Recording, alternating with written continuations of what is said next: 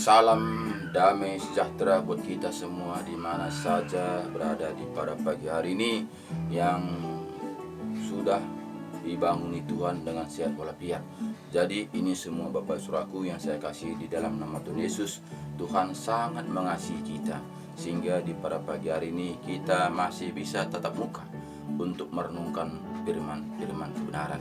Jadi Bapak Ibu Saudaraku yang saya kasih dalam nama Tuhan Yesus, sebelum kita membaca firman kebenaran, kita terlebih dahulu mengucap syukur kepada Bapa kita di surga. Mari sama-sama kita berdoa.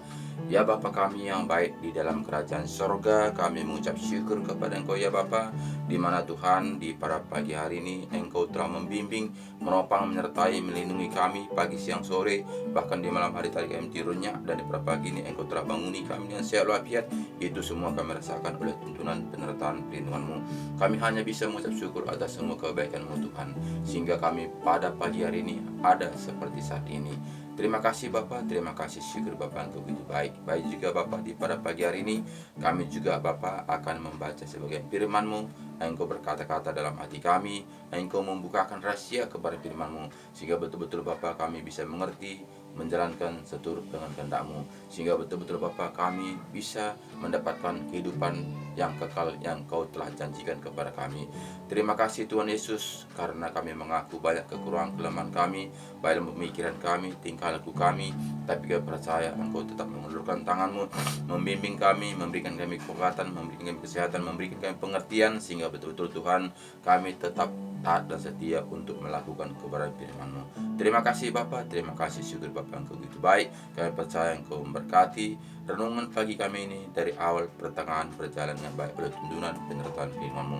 Baik juga hamba-Mu Tuhan yang menyampaikan firman ini, hamba-Mu mengaku tidak tahu apa-apa Tuhan Yesus. Bahkan saya ini Bapak mengaku bahwa saya ini tidak ada apa-apanya, harga debu pun tidak Tuhan. Tapi karena Engkau begitu baik, karena Engkau begitu mulia, karena Engkau begitu mengasihi, ya, sehingga saya ada seperti saat ini Tuhan. Terima kasih Bapak, dalam nama Yesus kami berdoa dan bersyukur. Haleluya, haleluya, amin.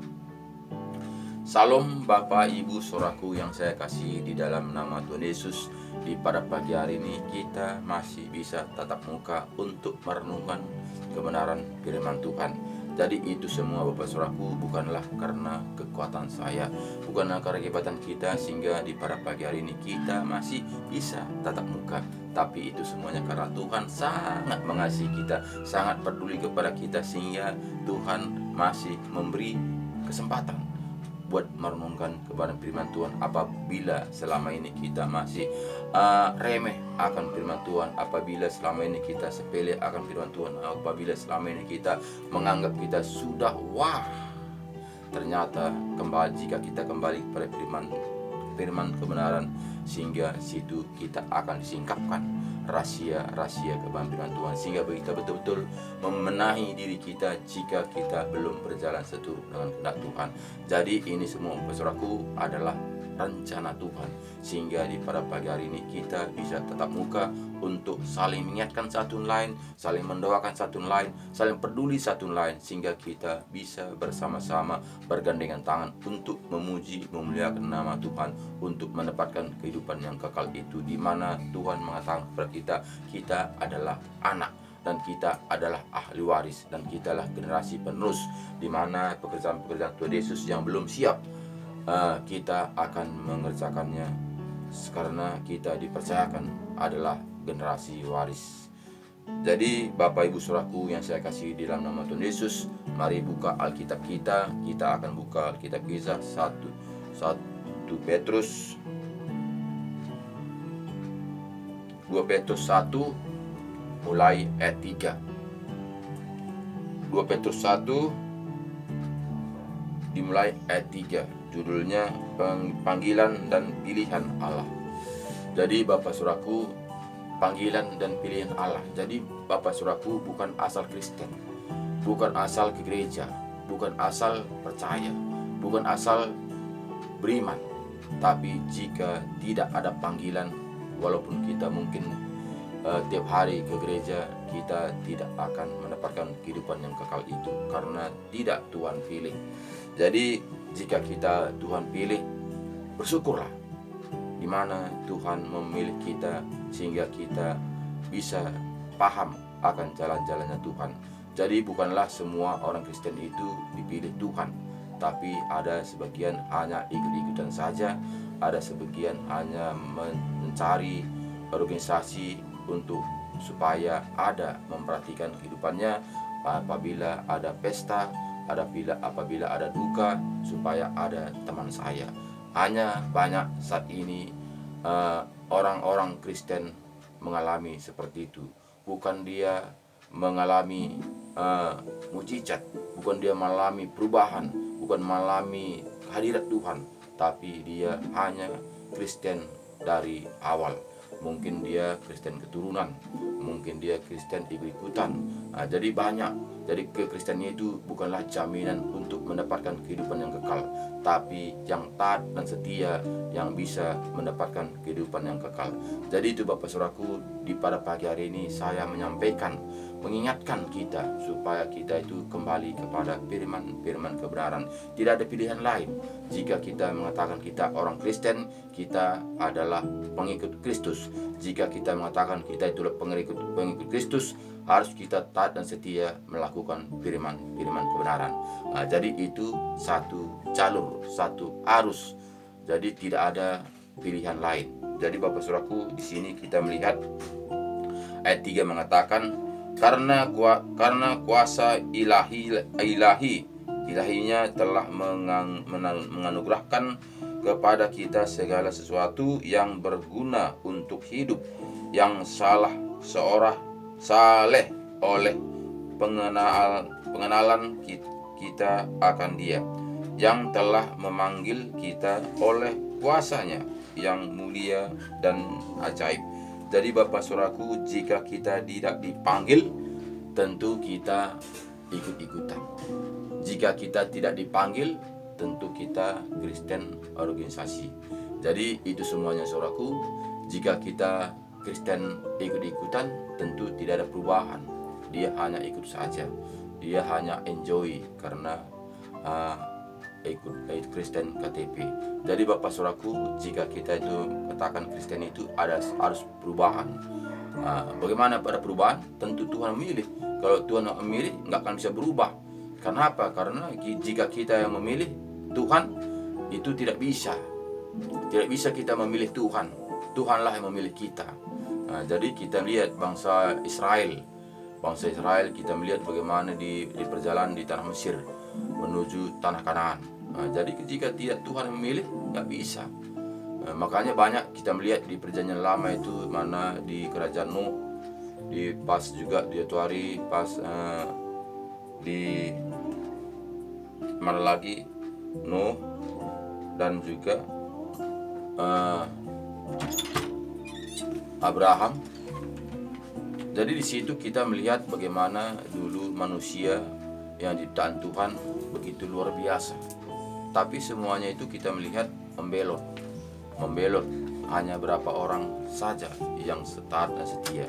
Begitu juga yang perjalanan dari bangsa Israel, bangsa Mesir ke tanah Kanaan, kita melihat bagaimana beribu orang yang dia berangkat dari tanah Mesir ke tanah Kanaan, tapi yang selamat hanya 2 orang, yaitu Joshua dan Kaleb.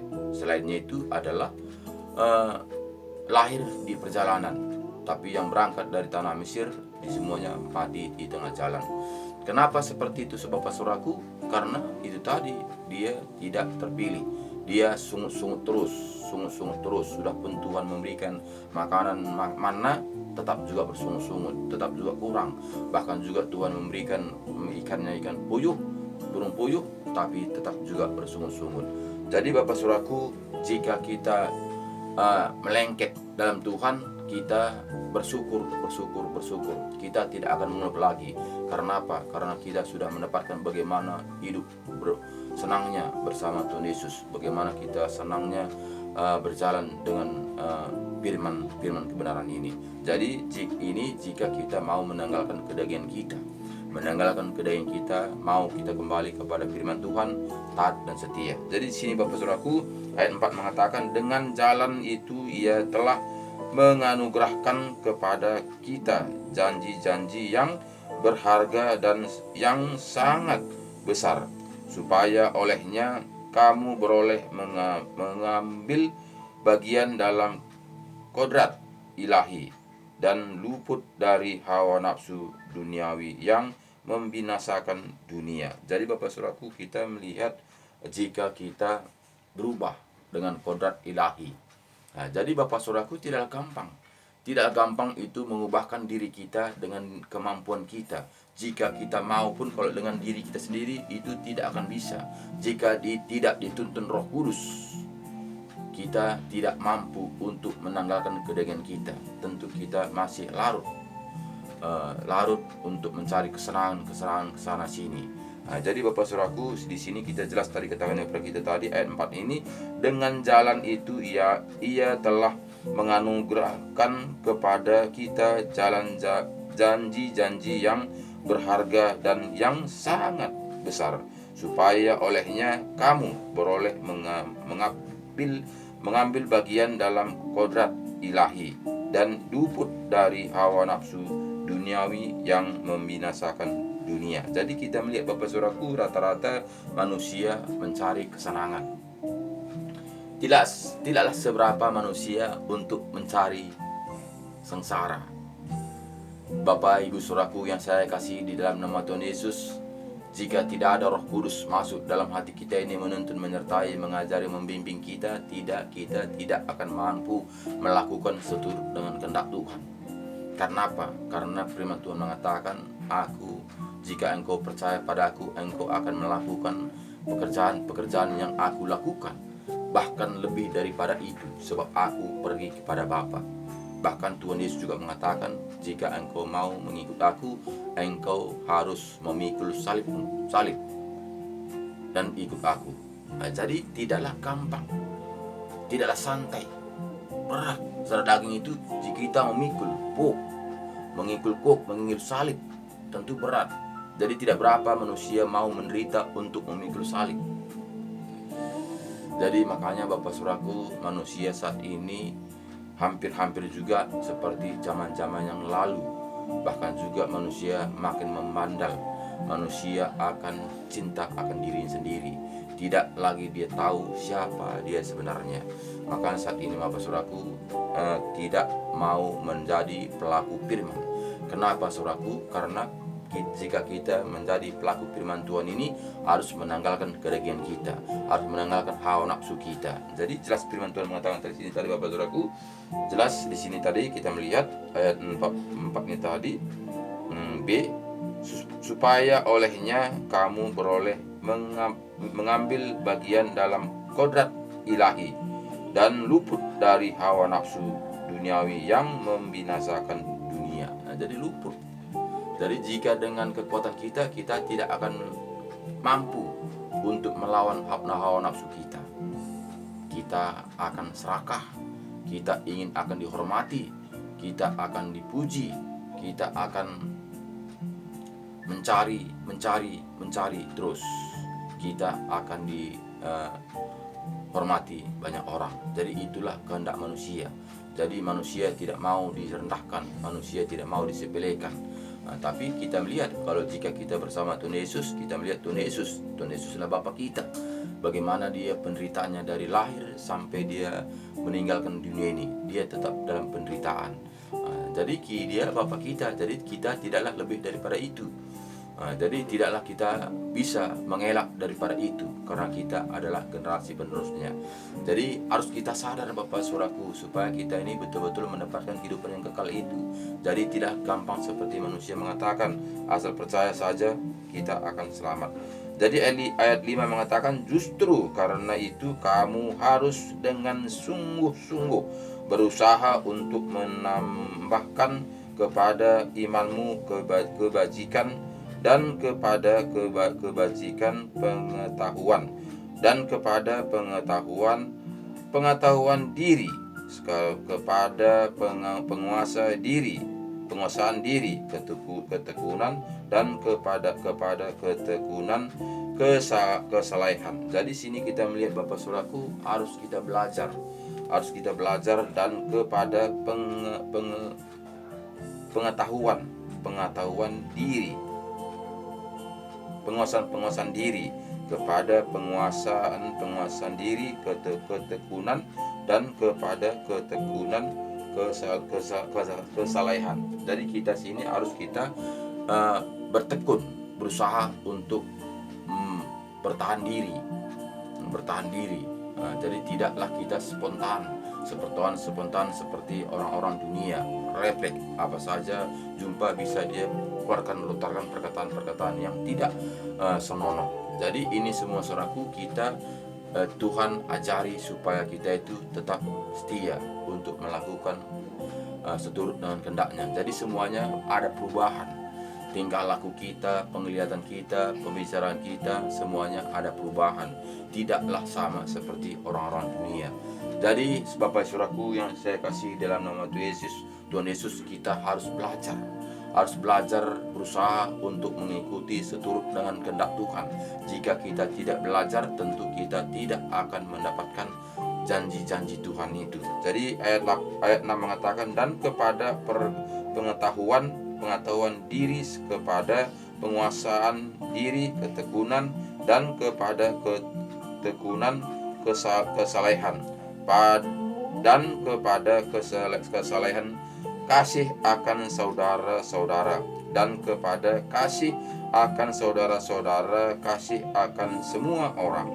Sebab apabila semuanya itu ada padamu dengan berlimpah-limpah, kamu akan dibuatnya menjadi giat dan berhasil dalam pengenalan akan Yesus Kristus Tuhan kita. Jadi jika kita melakukannya itu taat dan setia, tentu kita dari situ kita akan bisa mengenal Yesus Kristus itu. Jadi jika kita tidak seturut dengan apa yang diajarkan Tuhan Yesus, tentu kita tidak tahu jati diri kita. Kita tidak tahu siapa kita. Kenapa? Karena kita tidak ada mengikuti jejak-jejak Tuhan Yesus. Jadi kita itu dipenuhi dengan Roh Kudus, kita diajari, dituntun, dibina, ditopang oleh Roh Kudus sehingga kita berjalan dengan kehendaknya. Jadi kita bisa menanggalkan kedagingan kita karena ada Roh Kudus untuk mengajari, menuntun kita. Jadi jika kita mencari terus, kita tidak akan mendapat. Karena apa? Karena firman Tuhan ini tidaklah sama seperti buku-buku lain, tapi firman Tuhan ini, Alkitab ini tampil beda. Alkitab ini adalah hidup. Jadi jika kita membacanya dengan akal kita, jika kita membacanya dengan kepintaran kita tidak akan menemukannya. Makanya pada kita lihat Bapak Ibu Saudaraku, orang-orang pintar tidak seberapa dia percaya akan isi Alkitab ini. Makanya dia membuat kebenaran diri sendiri. Karena apa? Karena Alkitab ini dia tidak akan percaya, sehingga dia akan membumbui, sehingga dia akan ditambahi, akan dikurangi. Jadi Alkitab ini menganggap belum sempurna. Jadi harus kita sadar Bapak Saudaraku siapa kita sebenarnya, sehingga kita menganggap Alkitab ini belum sempurna, menganggap surat Tuhan ini belum sempurna, siapa kita sebetulnya, sehingga kita menganggap kita lebih pintar daripada Tuhan. Jadi Bapak Saudaraku, haruslah kita merendahkan hati dan kita buka hati kita, undang Roh Kudus masuk dalam hati kita, sehingga kita bisa taat dan setia untuk melakukan firman kebenaran ini. Jika kita tidak mengundang Roh Kudus, kita tidak akan mampu. Jadi kita melihat ayat 9 mengatakan kepada kita, tetapi barang siapa tidak memiliki semuanya itu, ia menjadi buta dan picek, karena ia lupa bahwa dosa-dosanya yang dahulu telah dihapuskan. Jadi jika kita melihat Bapak Saudaraku tidak mau melakukan firman Tuhan dengan taat dan setia, kita akan taat. Kata Rasul Paulus, buta dan picek, dia mengatakan kepada kita. Kenapa? Karena kita tidak melihat bagaimana pengorbanan Tuhan Yesus tahun 2000 lalu. Begitu penderitaan dia. untuk memperjuangkan kita, untuk menembus dosa-dosa kita, untuk membela kita supaya kita ini selamat, supaya kita itu mendapatkan kehidupan yang kekal. Tapi namun begitu kita tidak mengindahkannya, kita tidak mau taat dan setia. Jadi jika kita tidak taat setia, kemana kita ini Bapak Saudara? Kemana kita ini jika kita hanya membuat kebenaran diri sendiri, jika kita hanya mempercayai apa kata orang? Jadi jika demikian, apakah akhir hidup kita ini?